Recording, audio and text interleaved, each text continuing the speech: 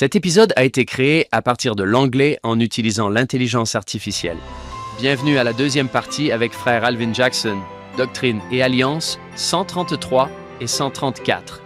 Si vous regardez les versets 32 à 34, vous verrez les bénédictions qui nous sont accordées à tous. Et là, ils tomberont et seront couronnés de gloire, même en Sion, par les mains des serviteurs du Seigneur, même les enfants d'Éphraïm, et ils seront remplis de chants de joie éternelle. Voici, c'est là la bénédiction du Dieu éternel sur les tribus d'Israël et la bénédiction plus riche sur la tête d'Éphraïm et de ses compagnons. Éphraïm semble être la tribu qui organise la réunion de famille. Le rassembleur. Oui, le rassembleur.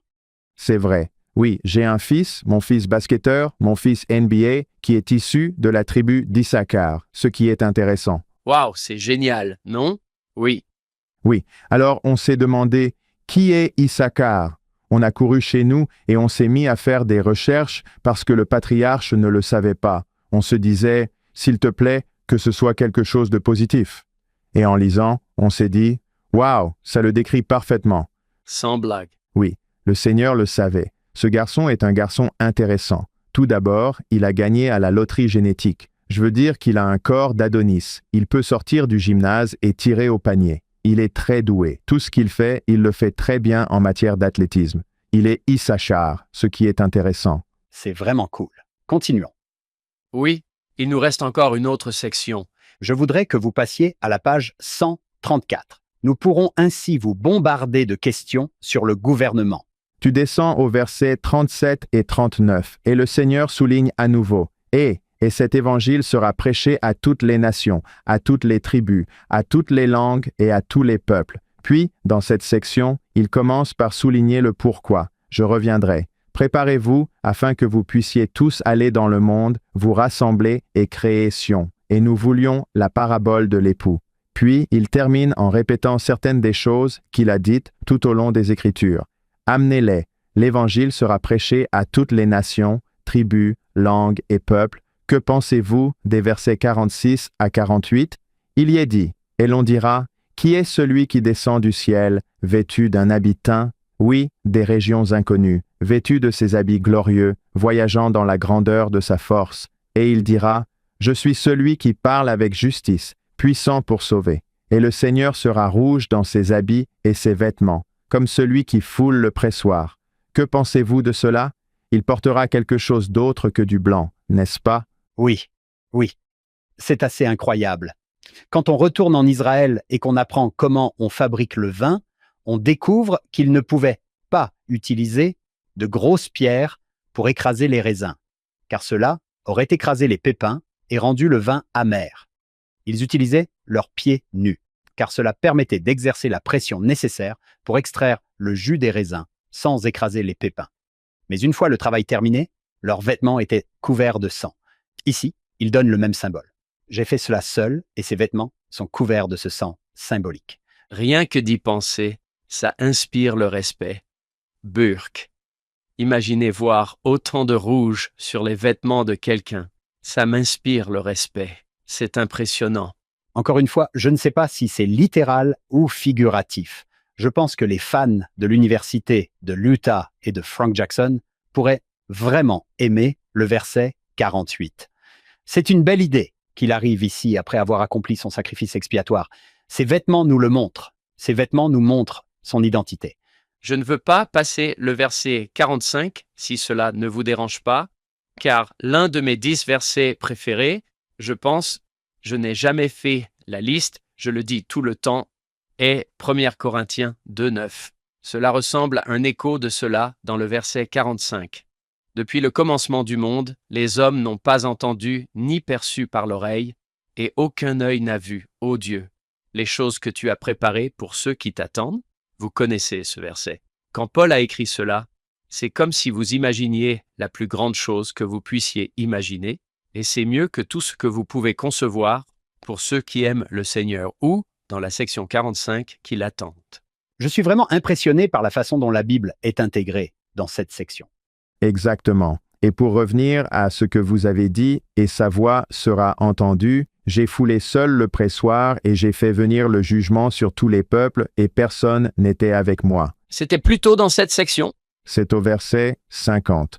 Oui, parce qu'il l'appelait une cuve à vin, et ici, il l'appelle un pressoir. Il peut dire « Parce que j'ai fait cela, je suis le seul à pouvoir juger tout le monde. Je dispose désormais des compétences ou des outils nécessaires pour scruter votre cœur et votre âme. » C'est vraiment poétique et riche en symbolisme. Il est descendu au-dessous de toute chose, ce qui signifie qu'il peut nous élever. Il y a aussi une interprétation littérale de cela quand on pense à la mer morte comme étant l'endroit sur terre et au Jourdain qui l'alimente. Il a donc littéralement été baptisé et descendu au-dessous de toute chose, puis a rappelé à Joseph Smith dans la prison de Liberty qu'il était descendu au-dessous de toute chose en étant emprisonné et faussement accusé. C'est donc cool de penser que, wow, cela a plus d'une signification. Il est descendu au-dessous de toute chose. Et ce n'est pas nécessairement un sentiment de culpabilité, comme John aime à le dire, faites vos valises, nous allons partir en voyage de culpabilité. Au verset 53, je le vois dire, je connais vos afflictions. Dans leurs afflictions, il a été affligé. Je suis entré dans vos afflictions avec vous. Je peux vous sauver par amour et par pitié. Je peux vous racheter et vous porter. C'est une invitation à venir vers le seul qui peut sauver. C'est comme dans Alma 7.11 et Alma 7.12, où il saura, selon la chair, comment secourir son peuple, car il sera ici selon la chair. Il a vécu ici dans un corps, il saura donc comment nous secourir, ce qui est génial. Parce qu'il nous aime, comme le dit le verset 52. Et ils mentionneront la bonté de leur Seigneur et tout ce qu'il leur a accordé selon sa bonté et selon sa miséricorde, pour toujours et à jamais. Cela vous donne de l'espoir, mais vous devez lire les Écritures pour le savoir par vous-même. Car si vous ne le faites pas, vous vous lancerez dans la bataille avec un cure-dent et un pansement, au lieu de revêtir l'armure complète de Dieu, ce qui implique d'étudier ces Écritures afin que ces paroles puissent résonner en vous, que le Seigneur puisse vous parler et que vous compreniez et appreniez comment il agit avec les hommes, sa bonté et son amour pour nous, et qu'il nous connaît individuellement. Il connaît nos luttes, nos problèmes et nos afflictions, et il peut nous aider. Les Écritures vous rapportent votre investissement, et même plus. Elles rapportent des dividendes. Bien dit. Quand on passe à la page 56, on voit un langage qui ressemble beaucoup à celui utilisé pour décrire le matin de la première résurrection, où les tombes des saints s'ouvriront et où ils sortiront et se tiendront à la droite du pays quand il se tiendra sur le mont Sion et sur la ville sainte, la nouvelle Jérusalem, et ils chanteront le cantique de l'agneau jour et nuit pour toujours et à jamais. Que pensez-vous de ce verset, messieurs? Je parle simplement de l'ouverture des tombes. J'adore l'idée de la résurrection et le fait que les tombes ne soient que temporaires. Elles occupent beaucoup d'espace, mais un jour, elles seront toutes vides. C'est tellement réjouissant de penser que ceux qui sont décédés seront à nouveau avec nous grâce à la victoire de l'agneau. C'est vrai. Au verset 57, afin que les hommes puissent avoir part aux gloires qui devaient être révélées. Le Seigneur a envoyé la plénitude de son évangile, son alliance éternelle. Il y a des alliances, encore une fois, et j'aime cette notion d'alliance. Et chaque alliance que nous faisons avec le Seigneur nous lie encore plus à lui.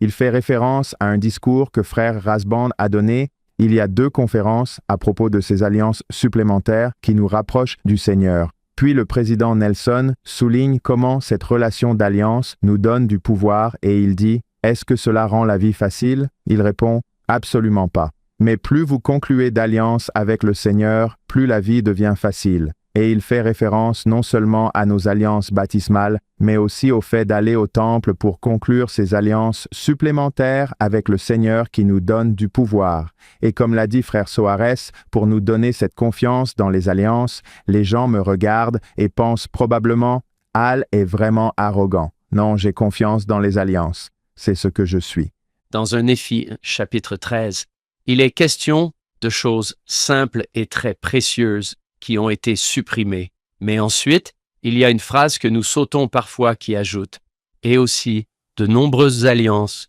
des choses simples et très précieuses, et aussi de nombreuses alliances. » J'ai entendu Robert Millet dire que le rétablissement de l'Évangile était en fait un rétablissement des alliances, ce que j'ai trouvé très pertinent. Nous pouvons donc avoir confiance en nos alliances.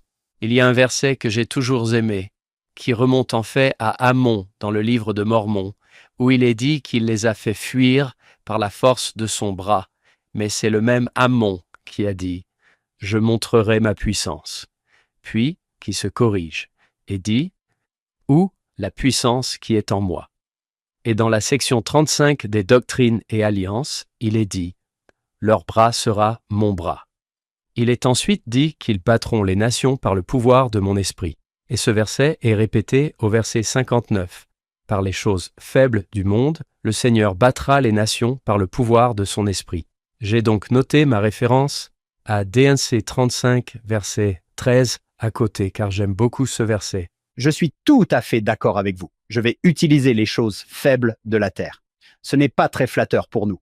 Le Seigneur dit, écoutez, je vais prendre ceux qui ne semblent pas capables de faire grand-chose. Ce ne sont pas les rois de la terre. Je vais prendre un fermier, je vais le transformer en prophète. Les faibles de la terre seront ceux qui écraseront les nations par la puissance de mon esprit. Je plaisante parfois quand j'enseigne que le Seigneur dit à Joseph, « Je t'ai choisi pour que tout le monde sache que c'était moi. » J'ai cherché à travers la terre et j'ai trouvé la seule personne dont les gens pensaient qu'elle n'avait aucune chance. Et j'ai pensé que c'était celle que j'allais utiliser. Et il en va de même pour nous tous. Le Seigneur dit, « Je vais prendre ces personnes merveilleuses qui ne sont pas les meilleures. Ce ne sont pas des théologiens. Ce ne sont pas les rois et les princes de la terre. Et c'est eux que je vais utiliser pour répandre cet évangile et accomplir la promesse que j'ai faite à Abraham. » C'est vraiment une idée amusante, même si elle n'est pas très flatteuse. C'est vrai. Vous êtes les faibles de ce monde. Je vous ai choisi pour que tout le monde sache que c'était moi. Une qualité qui me vient à l'esprit lorsque vous avez tous deux fait vos commentaires est l'humilité.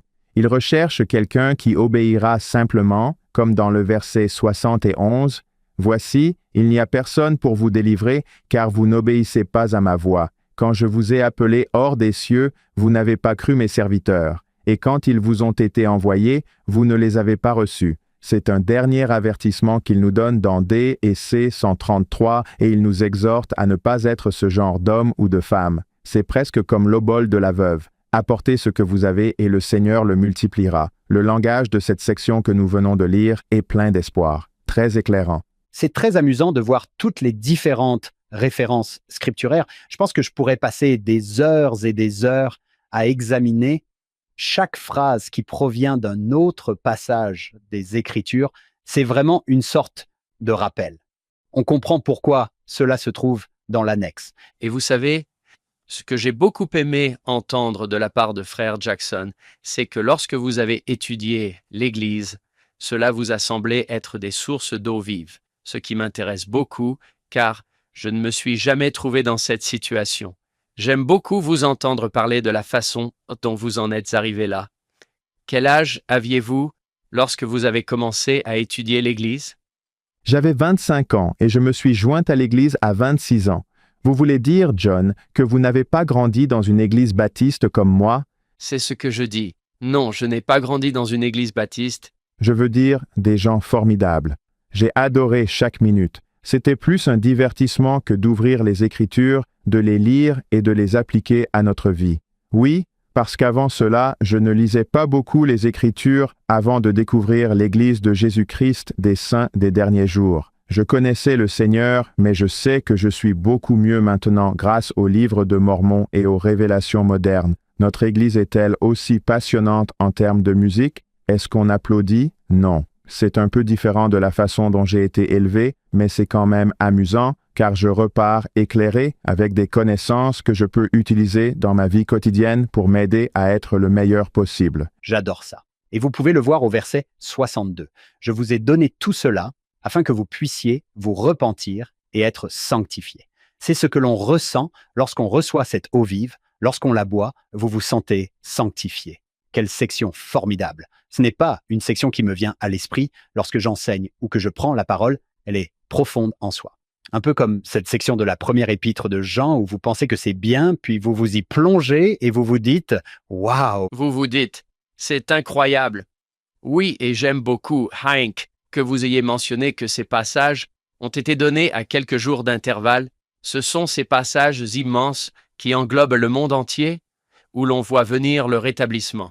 Oui. Et ils sont à 2 jours d'intervalle.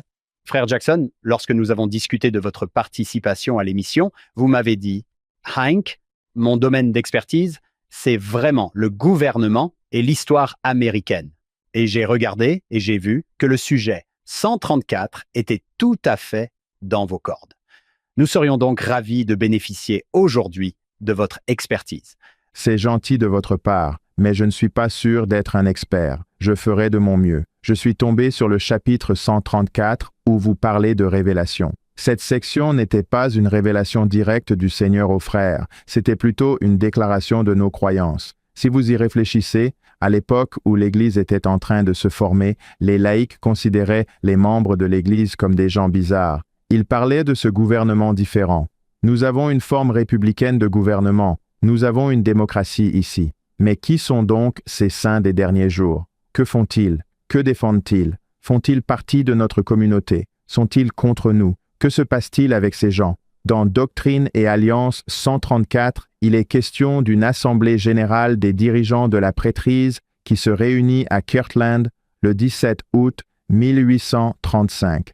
D'après le titre, il s'agit d'écouter Oliver Cowdery et Sidney Rigdon présenter Doctrine et Alliance pour approbation. Oliver a présenté le livre et son contenu au Conseil réuni, après quoi les dirigeants de la prêtrise ont unanimement témoigné de leur satisfaction à l'égard de cet ouvrage. Il a ensuite procédé à la lecture d'une déclaration intitulée « Des gouvernements et des lois en général », qui est probablement, sinon exclusivement, le fruit de son esprit et de sa plume. L'Assemblée l'a donc acceptée et adoptée pour qu'elle soit également incluse. C'est ainsi que nous obtenons la section 134 qui, comme je l'ai indiqué précédemment, n'est pas une révélation, mais qui a été canonisée dans le cadre des doctrines et alliances, qui mêlent les principes républicains d'un gouvernement constitutionnel et les libertés individuelles, y compris de manière emphatique les droits de conscience religieuse. En lisant ces versets, vous constaterez que la conscience religieuse, la liberté de culte selon vos convictions, revient sans cesse, tout comme les préoccupations de l'Église concernant ses droits ecclésiastiques. D'après mes recherches, rien dans ce passage n'était nouveau ou contestable pour Joseph, et, comme je l'ai souligné précédemment, il s'agit d'une tentative d'informer un public mal informé et parfois hostile à l'Église, car nous étions en harmonie avec les valeurs américaines dominantes de l'époque de la publication ou des débuts de l'Église. Je crois, comme je l'ai indiqué précédemment, qu'il s'agissait d'une tentative pour convaincre les détracteurs que nous soutenons et appuyons une forme républicaine de gouvernement. Cela éloigne l'Église des partis ou des causes autres que le partage de l'Évangile, et je trouve intéressant que cela vienne après la section 133, qui met en évidence la seconde venue du Seigneur. La section 134 n'est pas une révélation, mais une reconnaissance du fait que la Constitution, dont nous parlerons, a joué un rôle clé dans la préparation de la terre pour le rétablissement de l'Église en garantissant la liberté religieuse aux États-Unis. C'est une section plutôt redondante, car elle répète souvent cette notion de liberté religieuse. Si vous regardez le verset 2, il est dit à chaque individu le libre exercice de sa conscience. Ou encore au verset 4, nous ne croyons pas que la loi humaine ait le droit d'interférer en prescrivant des règles de culte pour lier la conscience des hommes, ni en dictant des formes de dévotion publiques ou privées. On retrouve donc cette notion de liberté de conscience qui est répétée tout au long de cette section. Et comme vous pouvez l'imaginer, ils sont confrontés à une persécution terrible à cette époque, parfois de la part du gouvernement local, conformément à la loi. Eh bien, nous sommes en 1835. Ils viennent d'être maltraités à plusieurs reprises dans le Missouri. Ils ont cette idée folle de pouvoir vivre sur les terres qu'ils ont achetées. Oui, cette idée folle selon laquelle je devrais pouvoir vivre sur la terre que j'ai payée et dont je possède l'acte de propriété. Mais je pense aussi qu'il ne faut pas oublier que nous avons une constitution qui garantit la liberté de culte. Pourquoi cela se produit-il? Oui, c'est vrai. Tout au long du texte, on retrouve également ce principe de protection des innocents et de punition des coupables, ou d'application de la loi, et que nous appliquerons la loi, l'équité et la justice, comme on le trouve au verset 3. Pour revenir à ce que vous venez de dire, John, pourquoi nous traitez-vous ainsi? Nous sommes des citoyens américains. La loi dit que vous êtes censés protéger les innocents et punir les coupables, et les coupables nous ravagent en ce moment même. Alors, qu'allez-vous faire? Et puis, le verset 4 dit que le magistrat civil doit réprimer le crime, mais jamais contrôler. La conscience doit punir la culpabilité, mais jamais supprimer la liberté de l'âme. Ce verset résume vraiment l'essence de toute la section 134. Nous avons des lois qui stipulent que vous devez réprimer le crime, mais en même temps protéger les droits des individus à pratiquer leur culte comme ils l'entendent. Nous sommes en Amérique, bon sang. Cette section 134 souligne que, si vous regardez le verset 1, il est dit que nous croyons que les gouvernements ont été institués par Dieu pour le bien de l'homme et qu'il tient les hommes responsables de leurs actions à leur égard, tant dans l'élaboration des lois que dans leur application pour le bien et la sécurité de la société. Cette notion d'autonomie gouvernementale, lorsque l'on pense aux principes de liberté contenus dans la Constitution, permet aux hommes d'agir selon leur libre arbitre moral, les rendant ainsi responsables de leurs propres péchés, comme le dit le texte. Dans le jour du jugement, Doctrine et Alliance, section 101, verset 78, il est dit que chaque homme agisse dans la doctrine et les principes relatifs à l'avenir selon le libre arbitre moral que je lui ai donné, afin que chaque homme soit responsable de ses propres péchés au jour du jugement. Pourquoi ce passage m'a-t-il sauté aux yeux et pourquoi est-il si important? Parce qu'il révèle l'importance de l'autonomie gouvernementale en relation avec le principe de la responsabilité individuelle. J'ai trouvé un discours du président Oaks qui met en évidence cette notion. Il dit, je cite, « La condition la plus souhaitable pour l'exercice efficace du libre arbitre moral donné par Dieu est une condition de liberté et de responsabilité maximale. Dans cette condition, les hommes sont responsables de leurs propres péchés et ne peuvent pas attribuer leurs conditions politiques à leur asservissement à un roi ou à un tyran. Cette condition est atteinte lorsque le peuple est souverain comme il l'est sous la Constitution établie par Dieu, a-t-il déclaré dans un discours commémorant le bicentenaire de la Constitution. Qu'en pensez-vous, messieurs? Je passe directement à la formation du règne des juges dans le livre de Mormon. Ils utilisent la même idée, et Mosiah regarde autour de lui et dit « Hé, mes 4 fils voulaient juste retourner au pays de Néphi et partir en mission. Nous devrions mettre en place une nouvelle forme de gouvernement. Nous l'appellerons le règne des juges. Mais ce n'est pas seulement parce que les fils étaient partis, c'est parce qu'il fallait être responsable de ses propres décisions, et non pas rendre le roi responsable de ses décisions. Il semble que le libre arbitre et la responsabilité personnelle faisaient partie du passage au règne des juges. C'est à ce moment-là que le peuple veut un roi, mais ce n'est peut-être pas une bonne idée. Et il brandit une affiche du roi Noé et dit « Eh bien, vous avez peut-être raison. » Il brandit une affiche. Vous vous souvenez de cet homme? N'avez-vous rien appris? Le roi Noé était un méchant. C'est dans le chapitre 29 de Mosiah que Mosiah propose que des juges soient choisis à la place d'un roi. Les rois injustes conduisent leur peuple au péché. Et c'est alors qu'Alma le jeune est choisi comme juge en chef par la voix du peuple, compte tenu de ses origines. Et tout à coup, il est choisi comme juge en chef par la voix du peuple. Cela met en évidence pour moi le don miraculeux et magnifique de l'expiation et de la rédemption. Voici un jeune homme qui, tout comme Saul, persécutait l'Église, qui a vécu une expérience similaire à celle de Saul et Paul, qui se rend à Damas et se rend compte de ses erreurs. Cela nous ramène à la sortie de Babylone. On ne peut pas avoir un pied dans le monde et un pied dans le royaume de Dieu. Cela ne fonctionne tout simplement pas. Cette notion donne vie à l'idée de l'expiation pour nous en tant qu'individus. Elle nous offre le don de la liberté de choisir par nous-mêmes, de prendre nos propres décisions, de choisir la liberté offerte par le grand médiateur ou la captivité offerte par les autres. Vivre dans une condition de liberté maximale nous offre cette opportunité. Frère Jackson, je les vois faire appel à la loi parce qu'ils croient qu'elle est inspirée, instituée par Dieu et qu'elle ne fonctionne pas. John, vous avez dit que cette constitution n'a que 50 ou 60 ans. Pouvez-vous remettre le gouvernement entre les mains du peuple? Que voyez-vous dans votre expérience, frère Jackson, au sein du gouvernement? Vous avez été au Capitole, vous avez côtoyé les hommes et les femmes qui sont élus pour occuper des fonctions gouvernementales. Quand vous regardez ce que les saints espéraient et ce qu'ils ont reçu, puis que vous arrivez à aujourd'hui, qu'espérons-nous de notre gouvernement en tant que membres de l'Église?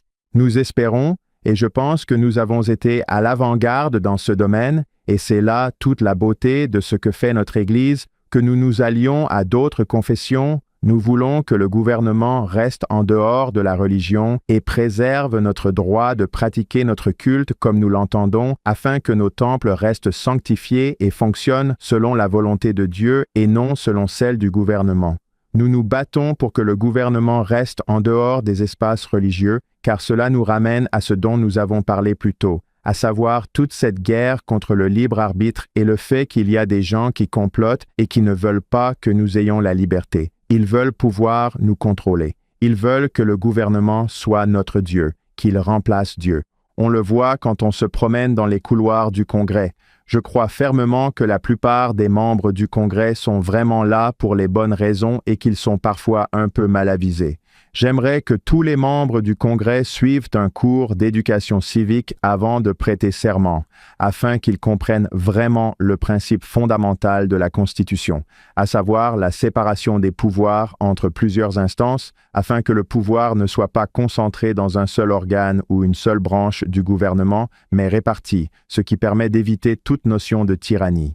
Si le pouvoir est concentré dans un seul domaine, nous revenons au gouvernement dont nous nous sommes échappés en 1776. C'est logique. Oui, exactement. Dans votre travail avec le gouvernement, quels sont, selon vous, les plus grands avantages et les plus grandes mises en garde, les avertissements? Oh, c'est une très bonne question. La clé de voûte de la préservation de la liberté est un gouvernement local fort, et c'est ce que nous avons vu se produire depuis le début des années 1900 avec les amendements qui ont été ajoutés à la Constitution et les décisions de la Cour suprême. Le pouvoir est passé du peuple à Washington, D.C. Nous nous tournons trop souvent vers Washington, D.C. pour résoudre des problèmes qui devraient être traités au niveau local, et j'ai constaté cela au sein du gouvernement de l'État. Il y avait des choses que nous voulions pouvoir faire ici pour aider les gens de manière plus efficace, encourager la formation de familles et protéger les familles. Mais on nous a dit, comme nous recevons de l'argent du gouvernement fédéral, nous devons faire comme ils le veulent. Je pense que la plus grande menace pour notre République et notre démocratie est la concentration du pouvoir à Washington, D.C., plutôt que de nous donner plus de pouvoir au niveau local, car les solutions aux problèmes sont mieux élaborées là où elles prennent naissance, tout comme vous prenez des décisions autour de votre table de cuisine. Tout à fait. Je vois bien qu'il y a des gens bien, mais ils se trompent un peu sur le rôle que le gouvernement devrait jouer actuellement. Le gouvernement a été créé pour protéger les droits des citoyens, pour leur garantir l'égalité des droits et non pour leur garantir l'égalité des choses. Nous faisons davantage dans le sens de l'égalité des choses que dans celui de l'égalité des droits. C'est une très bonne façon de le dire. Je vais noter ça. J'aime cette distinction. Le gouvernement a été créé pour préserver les droits que Dieu a donnés au peuple. Pour préserver ces droits, nous établissons des gouvernements, mais je ne tire pas mes droits du gouvernement, je tire mes droits de Dieu. C'est vrai, c'est ainsi que nous aimons voir les choses. Oui, c'est vrai. Pour préserver ces droits, des gouvernements ont été institués, et j'apprécie beaucoup le fait que la Déclaration des droits n'ait pas imposé au gouvernement davantage de choses à faire. La Déclaration des droits a imposé au gouvernement des choses qu'il ne pouvait pas faire. C'est exact. Tu ne feras aucune loi, c'est tout à fait exact. On les appelait des droits négatifs, si j'ai bien compris. Le gouvernement ne peut pas faire ceci, le gouvernement ne peut pas faire cela, le gouvernement ne peut pas faire cela. Si je me souviens bien de mon cours d'histoire américaine, George Mason a refusé de signer la Constitution parce qu'elle ne comportait pas de déclaration des droits. C'est tout à fait exact. Au cours de cette période, l'État a soumis 189 dispositions différentes. James Madison, que Dieu le bénisse, les a réduites à 14. Puis la Convention constitutionnelle, le Congrès de l'époque, n'en a accepté que 10. C'est ainsi que nous avons obtenu les 10 articles de la Déclaration des droits, puis les fondateurs ont ajouté avant 1804 les amendements 11 et 12. Depuis lors, John, nous avons ajouté d'autres amendements, n'est-ce pas? Les amendements 13, 14, 15, 16, jusqu'au 27, dont la plupart ont retiré du pouvoir au peuple pour le confier à Washington, D.C.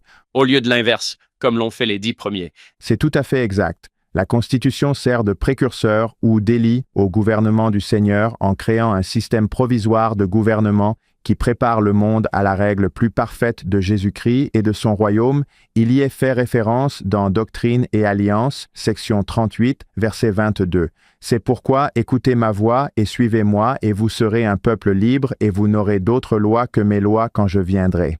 Le gouvernement constitutionnel sous lequel nous vivons est un prélude au royaume que le Seigneur va superviser. Cela signifie beaucoup pour moi, car l'Évangile rétabli a vraiment changé ma façon de penser. J'ignorais tout de ces choses. Depuis que j'ai fait mes propres recherches, lu les Écritures et vu les révélations données par les prophètes des derniers jours, mon esprit s'est éclairé. Mon but et mon objectif dans la vie sont de diffuser cela au plus grand nombre de personnes possible, car la connaissance est le pouvoir. Sans entrer dans les détails, j'aimerais vous poser une question sur le verset 6. Ils écrivent « Nous croyons que chaque homme doit être honoré dans sa position. » Nous dirions « Les femmes doivent être honorées dans leur position. Les dirigeants, les magistrats, les sénateurs, les représentants, ils sont là pour protéger les innocents. » Il semble que nous puissions perdre ces deux choses. D'une part, les gens veulent être honorés. Il arrive parfois que des responsables gouvernementaux veulent être honorés, mais oublient qu'ils sont là pour protéger les innocents. Qu'avez-vous observé pendant votre carrière au sein du gouvernement? Pourquoi, lorsque nous obtenons un peu de pouvoir, commençons-nous, comme nous le supposons, à exercer une domination injuste? Oui, c'est vrai, le pouvoir corrompt, et le pouvoir absolu corrompt absolument. C'est ce qu'a dit John Adams. La Constitution a été écrite pour des personnes morales et religieuses. C'est pourquoi nous devons élire des personnes qui craignent Dieu. Nous n'élisons pas des personnes parfaites. Personne n'est parfait, mais nous voulons élire des personnes qui reflètent nos valeurs afin qu'elles se tournent vers la loi de Dieu. Lorsque vous posez votre main sur la Bible et que vous levez le bras en carré pour prêter serment, vous dites au Seigneur que cette main que vous levez est analogue.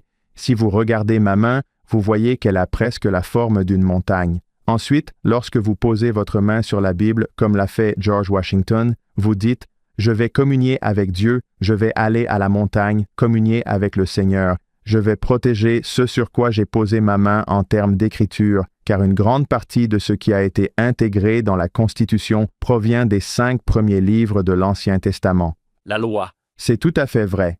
Nous voulons élire des personnes qui respectent la loi et pour qui il est naturel de protéger les innocents. Nous nous sommes éloignés de cela, tout comme Dieu s'est éloigné de plus en plus de nos vies. Ce n'est pas seulement les personnes qui sont là maintenant, nous avons tous tendance à, comment disait Joseph Smith, presque tous les hommes. C'est la nature et le tempérament de oui, presque tous. Quand ils acquièrent un peu d'autorité, comme ils le supposent, Comme il le suppose. ils commencent immédiatement à exercer une domination injuste. Nous pouvons oublier pourquoi nous sommes là. Être placés pour la protection des innocents. Oui, c'est un excellent passage que vous venez de lire. Merci de l'avoir souligné. Regardons la période dans laquelle ils vivent. Ils attendent des dirigeants et des magistrats qu'ils protègent les innocents et punissent les coupables qui les persécutent, qui ne respectent pas leurs biens, qui ne respectent pas leurs droits de pratiquer leur culte comme ils l'entendent. C'est vraiment un appel au gouvernement. Nous aimons la Constitution et cette forme républicaine de gouvernement, tout comme vous tous. Oui. Quand on lit cela, en pensant aux persécutions du Missouri, cela change la façon dont on le lit, n'est-ce pas? Hank, ce verset que tu viens de souligner, le verset 6. On se dit, « Hé, Ils sont même allés jusqu'à faire cela. Si vous regardez le verset 12 ici, sans sauter tous les autres versets, mais la dernière partie du verset concerne les églises, l'acceptation des lois du pays en matière d'esclavage. L'Église, même si nous pensions que c'était mal, ne voulait pas perturber cette relation entre le maître et le serviteur. Cela signifie que nous ne croyons pas qu'il soit juste d'interférer avec les serviteurs liés, ni de leur prêcher l'Évangile ou de les baptiser contrairement à la volonté et aux souhaits de leur maître, ni de nous immiscer ou de les influencer le moins du monde pour les rendre insatisfaits de leur situation dans cette vie, mettant ainsi en danger la vie des hommes. N'est-ce pas un verset intéressant qu'ils ont ajouté? L'avez-vous tous lu? Oui, c'est ce dont ils avaient été accusés dans le Missouri. Exactement. Phelps a écrit un article, « Le Missouri était un État esclavagiste.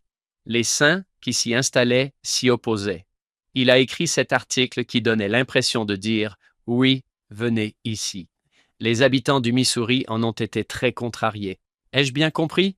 Oui, et ils estimaient qu'il était de leur devoir moral de se protéger et de chasser les saints des derniers jours. Ils sont très clairs à ce sujet. Vous avez dit que c'était ce que nous croyions. Vous nous avez poursuivis. Nous ne ferons pas cela. Je suis certain que les saints des derniers jours ne soutiennent pas l'esclavage. L'idée que quelqu'un puisse dire « Je dois vous chasser de mon territoire parce que vous mettez ma vie en danger en enseignant l'Évangile à ses esclaves. À nos esclaves, exactement. Nous ne laisserons pas la porte ouverte à ce genre de violence. » La dernière chose à faire est d'enseigner la liberté à un esclave, car il voudra alors la vivre lui-même. Cela perturbe l'institution, mais les frères ont estimé qu'ils devaient l'inclure pour éviter d'être pris pour cible. Ils ont estimé qu'ils devaient l'inclure et je comprends pourquoi. Oui, et W. Phelps a fait de même. Oui, leurs ennemis utilisaient cela comme excuse pour justifier les mauvais traitements infligés aux saints des derniers jours. Eh bien, vous faites cela, donc nous pouvons vous attaquer. Ce sont de superbes écritures, un langage magnifique. Si vous repensez au début de la section 134, ils soulignent essentiellement qu'il ne s'agit pas d'une révélation, il est dit notre opinion à ce sujet. Je voudrais vous poser quelques questions en tant qu'expert, frère Jackson. Selon vous, comment les saints des derniers jours devraient-ils interagir avec leur gouvernement? Je ne sais pas ce qu'en pensent nos auditeurs. Je suis quelqu'un de très occupé. Je m'implique beaucoup dans mon église. Je passe beaucoup de temps dans mon quartier avec les membres de mon église à étudier les Écritures avec John by the Way, et je néglige peut-être mes devoirs envers le gouvernement. Que diriez-vous à quelqu'un comme moi? Je ne pense pas être le seul. John, suis-je le seul?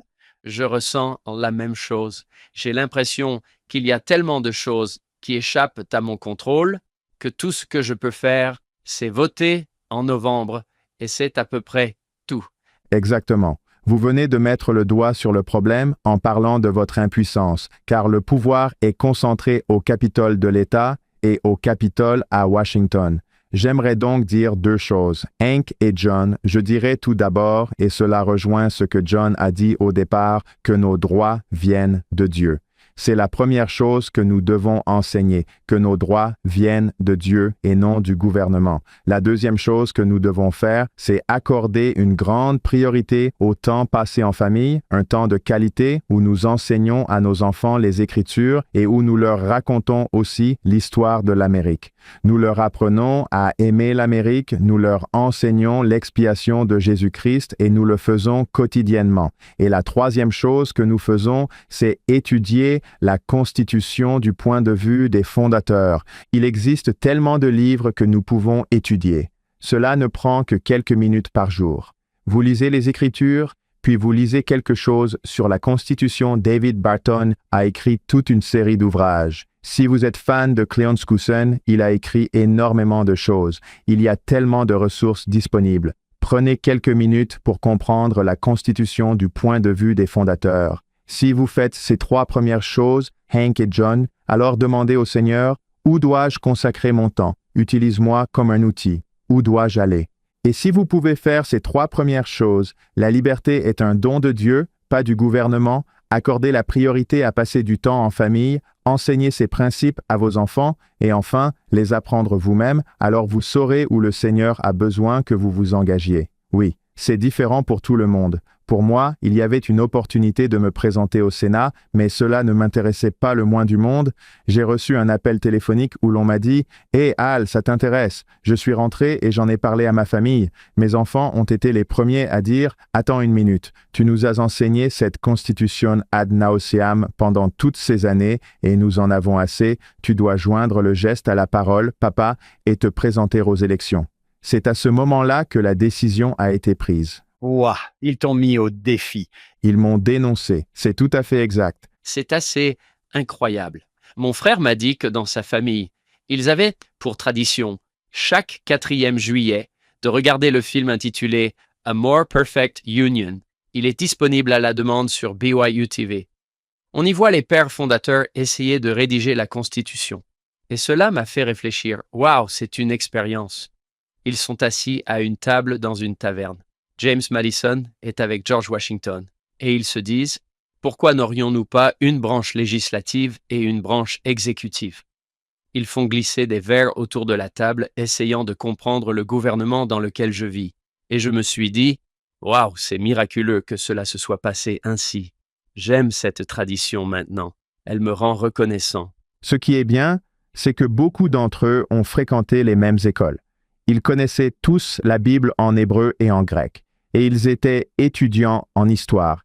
Ils savaient ce qui fonctionnait et ce qui ne fonctionnait pas. Ils ont pu apporter toute cette expérience collective de mai 1787 jusqu'au 17 septembre, 5 mois de séances de réflexion, tout comme vous l'avez souligné.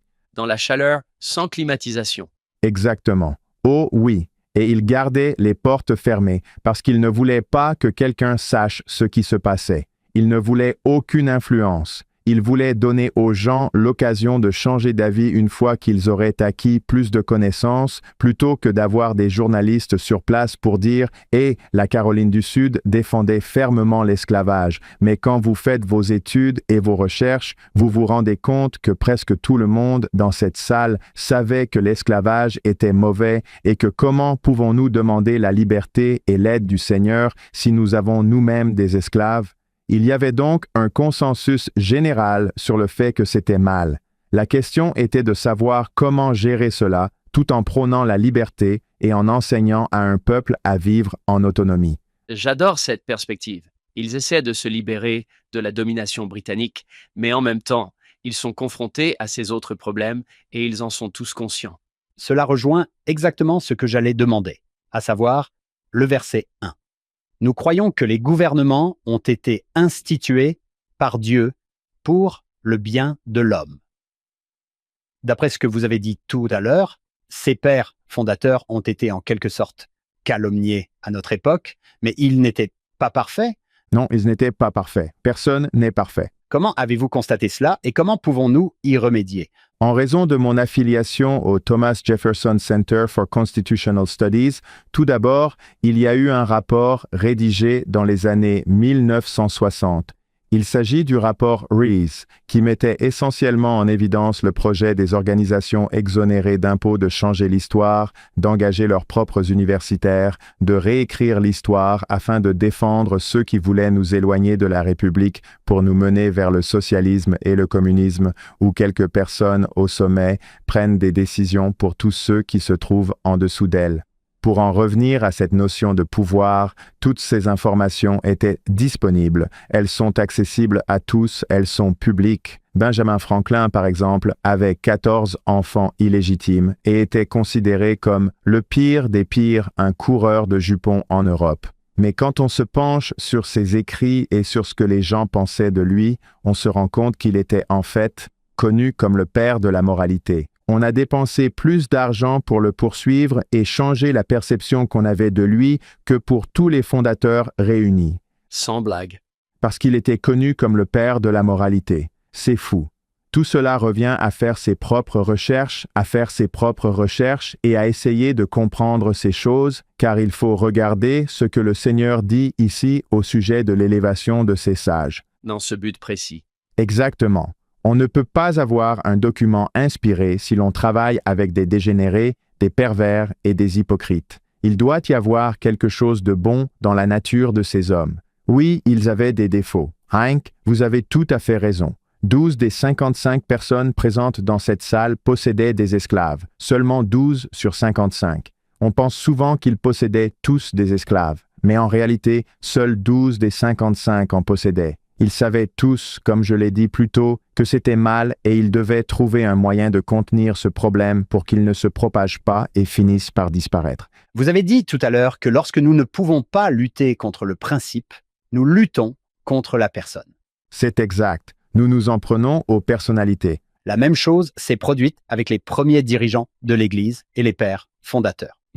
Tout à fait. Si vous ne pouvez pas attaquer la doctrine, vous vous en prenez à la personnalité. Frère Jackson, combinons vos deux domaines d'expertise. Vous passez beaucoup de temps avec les jeunes adultes, seuls, en tant que président de Pieux. Vous connaissez bien le gouvernement et l'histoire. Nous qui sommes parents de jeunes adultes seuls, comment pouvons-nous les amener à ne pas être apathiques envers le gouvernement, et pas seulement aux États-Unis. Nous avons des auditeurs partout dans le monde. J'ai parlé tout à l'heure de la dévotion familiale et de la façon dont nous avons commencé très tôt à enseigner à nos enfants les principales caractéristiques de la Constitution, à leur raconter l'histoire des États-Unis, à leur lire des histoires sur George Washington, John Adams et d'autres personnages, ainsi que sur les Afro-Américains qui ont contribué à faire des États-Unis ce qu'ils sont aujourd'hui. En même temps, il n'est jamais trop tard pour commencer à enseigner ces principes à vos enfants, mais vous devez d'abord les apprendre vous-même. J'ai remarqué que tout le monde participe à une chaîne de SMS familiale.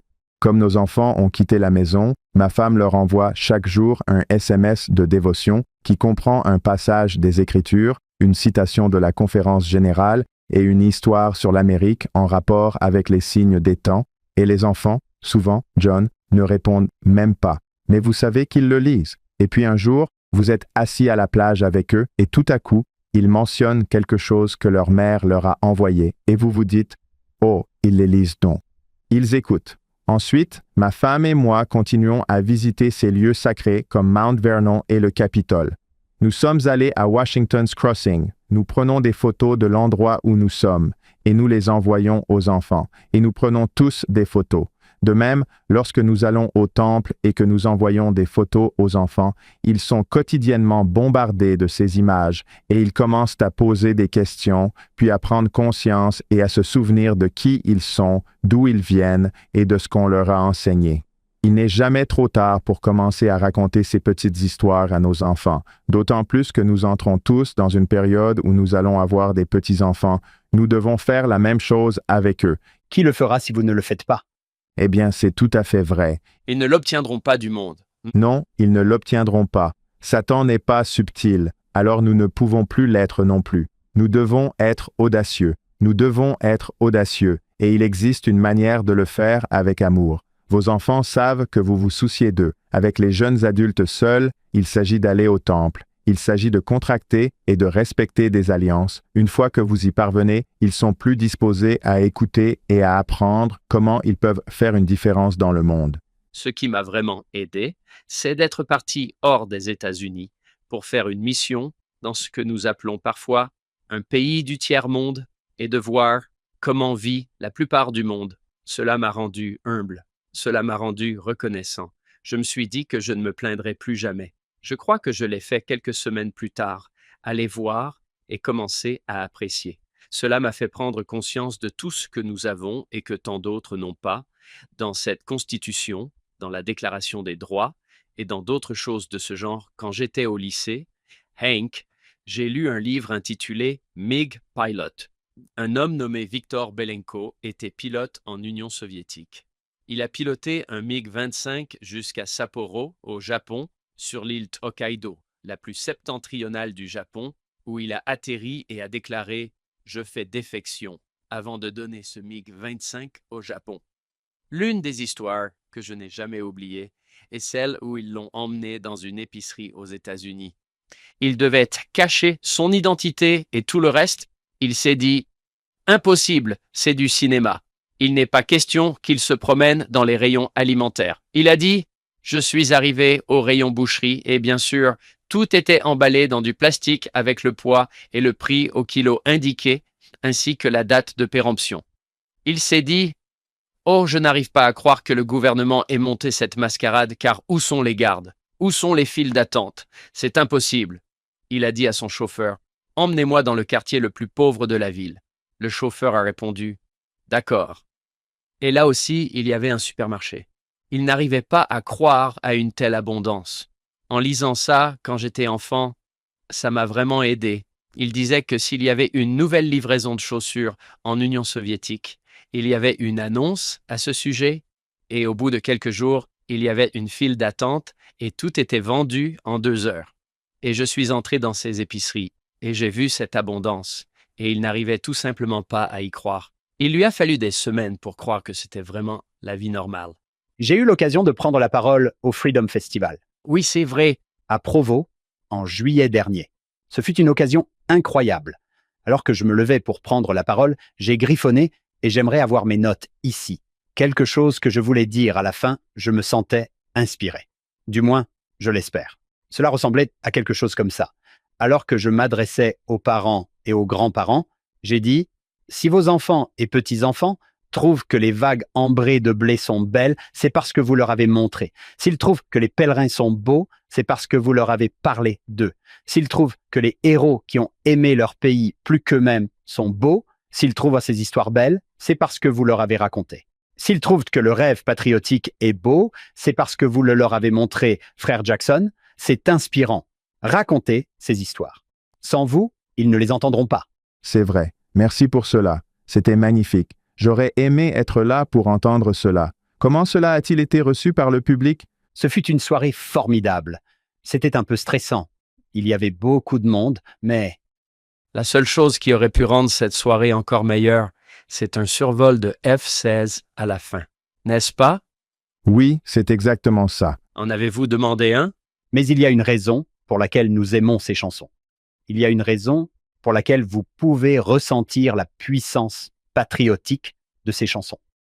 John, nous avons des auditeurs partout dans le monde et nous ne voulons pas donner l'impression que ce ne sont pas des endroits merveilleux où vivre. Voici ce dont traite la section 134. Cette terre a été créée pour protéger les innocents. Elle a été mise en place de telle manière que, même si cela ne semblait pas être le cas dans le Missouri, la liberté religieuse était un droit constitutionnel. C'est vrai. Et c'est pour cela que nous vénérons ces personnes, pour ce qu'elles ont enduré afin que nous puissions profiter de ce que nous avons aujourd'hui. Et c'est une autre chose que nous devons enseigner à nos enfants, les sacrifices qui ont été faits avant nous. Je dis à mes enfants, oui, nous avons connu l'esclavage et c'était horrible. Nous ne l'approuvons pas. C'était horrible. Mais devinez quoi? Nous nous appuyons sur leurs épaules. Nous nous appuyons sur leurs sacrifices. La meilleure façon d'honorer leur sacrifice est d'être le meilleur possible, de travailler dur, de persévérer, de s'en remettre au Seigneur plutôt que de se plaindre de ce qui s'est passé. Bâtissons sur le sacrifice qu'ils ont fait. Je veux dire, eux, mes parents, l'une des choses dont mes enfants ont la chance de bénéficier, nos deux parents, leurs grands-parents pendant le mouvement des droits civiques, ont grandi dans le Sud profond, très profond. Wow! Et ils ont connu des difficultés, et ils nous disent que la meilleure façon d'honorer le sacrifice qu'ils ont fait et d'obtenir de bonnes notes à l'école, c'est d'aller chercher la meilleure éducation possible parce qu'ils se sont sacrifiés pour que nous puissions tous profiter de ce que nous avons aujourd'hui. Ne gaspillez pas cela. Nous n'avons pas besoin d'histoires larmoyantes et vous ne pouvez pas obtenir de compassion pour des blessures que vous n'avez pas subies, nous les avons subies. Alors, allez de l'avant. Cela me rappelle, Hank, cette phrase que nous avons déjà utilisée ici. Plutôt que d'être offensés par eux, inspirons-nous d'eux. Voilà, j'adore cette phrase. Wow, c'était génial, j'ai vraiment apprécié. Eh bien, nous avons apprécié votre présence ici. Permettez-moi de vous poser une dernière question, si vous le voulez bien. D'accord, oui. Vous avez fait des études, vous vous êtes engagé dans la vie politique et vous êtes un saint des derniers jours, fidèle, un croyant, un converti à l'Église. Comment s'est déroulé ce parcours pour vous? Que pensez-vous de l'Église et du rétablissement? Je pense que nous en avons une idée générale, mais je pense que nos auditeurs seraient intéressés de l'entendre directement de votre bouche. C'est tellement délicieux pour moi. Je supplie sans cesse nos jeunes de ne jamais devenir inactifs. Je les implore. Je leur dis, vous allez avoir besoin de cette communauté ecclésiastique. Vous allez avoir besoin de votre relation avec le Seigneur à travers vos alliances. Vous allez avoir besoin d'aller au temple, car la vie est dure pour vous, les jeunes. C'est difficile, mais comme l'a dit le président Nelson lors de la dernière conférence, des jours meilleurs nous attendent. Ce que l'Église fait pour moi, c'est me permettre de mettre les choses en perspective grâce à la connaissance du plan du salut. Mais cela me rend aussi enthousiaste pour l'avenir. Je ne crains pas l'avenir. Je pense simplement que si vous êtes préparés, vous n'aurez rien à craindre. Nous avons toutes les ressources et tous les outils dont nous avons besoin pour vraiment faire une différence dans le monde. C'est passionnant, l'évangile de Jésus-Christ est délicieux pour moi. J'adore aller à l'église. Je travaille au temple. J'adore être au temple. Est-ce que cela signifie que ma vie est facile et que je vis sur un lit de roses? Absolument pas.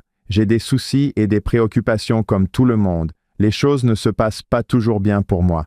Mais devinez quoi? Je peux toujours m'appuyer sur mes alliances lorsque les choses deviennent difficiles et chercher des occasions de servir les autres. L'Église nous offre également la possibilité de servir les autres. C'est ce mécanisme qui nous permet de servir les autres. Et je pense que c'est là que réside le vrai bonheur, quand on oublie son ego et qu'on aide les autres. Nous essayons d'amener nos jeunes à servir autant que possible dans les communautés, à s'entraider et à magnifier leurs appels, car c'est cela qui apporte un bonheur durable, et je sais que mon cœur souffre pour ceux qui veulent se marier. C'est un chemin difficile, en particulier pour nos sœurs, mais si elles peuvent faire et respecter leurs alliances et rester fidèles, le Seigneur répondra à leurs prières et tout ira bien. Le Seigneur promet une plénitude de joie. Oui, c'est vrai. Votre humilité, votre gentillesse et votre amour pour l'histoire et le gouvernement américain m'ont beaucoup inspiré, car vous ne cherchiez pas à m'amener à la repentance, mais c'est exactement ce que vous avez fait, par votre exemple. Vous êtes trop gentils. Vous êtes tous les deux mes héros depuis très longtemps. Je vous remercie pour ce podcast et pour tout ce que vous faites pour changer les choses. Comme vous l'avez dit au début, nous sommes là pour aider les gens à améliorer leur vie. C'est une entreprise louable. Nous avons besoin de plus d'initiatives comme celle-ci dans le monde. Merci. Aidons les autres à améliorer leur vie. Je suis tellement reconnaissant, tant de fois, lorsque j'enregistre ces podcasts, simplement de pouvoir m'asseoir ici et d'apprendre de personnes vraiment extraordinaires. Et vous avez tellement de titres, vous avez humblement voulu choisir frère, mais sénateur, wow, et un président, c'est génial. Merci de nous avoir enseigné aujourd'hui. En discutant avec vous, je me suis souvenu de certaines choses que mon père m'avait dites lorsqu'il s'était joint à l'Église à l'âge de 24 ans, à propos de choses dont il n'avait jamais imaginé l'existence et qu'il avait apprises, et c'est cette eau vive dont nous avons parlé. Merci, frère Jackson. Merci à tous. Que Dieu vous bénisse tous les deux. C'est tout à fait vrai. Aujourd'hui a été comme de l'eau vive sur une terre desséchée. Tout à fait. Sur ce, nous tenons à remercier frère Alvin Jackson d'avoir été avec nous aujourd'hui. Nous tenons également à remercier notre productrice exécutive, Shannon Sorensen. Elle est, on ne peut plus, patriote. Nous tenons à remercier nos sponsors, David et Verla Sorensen, et à chaque épisode, nous rendons hommage à notre fondateur, Steve Sorensen, qui aimait, lui aussi, ce pays. Nous espérons que vous serez des nôtres la semaine prochaine. Nous allons continuer à couvrir Doctrine et Alliance sur Follow Him. Merci d'avoir suivi l'épisode d'aujourd'hui. Est-ce que vous ou quelqu'un de votre entourage parlait espagnol, portugais ou français? Vous pouvez désormais regarder et écouter notre podcast dans ces langues. Les liens se trouvent dans la description ci-dessous. Les notes et la transcription de l'émission d'aujourd'hui sont disponibles sur notre site web followhim.co. C'est followhim.co. Bien sûr, rien de tout cela ne serait possible sans notre incroyable équipe de production. David Perry, Lisa Spice, Will Stoughton, Crystal Roberts, Ariel Quadra, Heather Barlow, Amelia Kabuika, Sidney Smith et Annabelle Sorensen.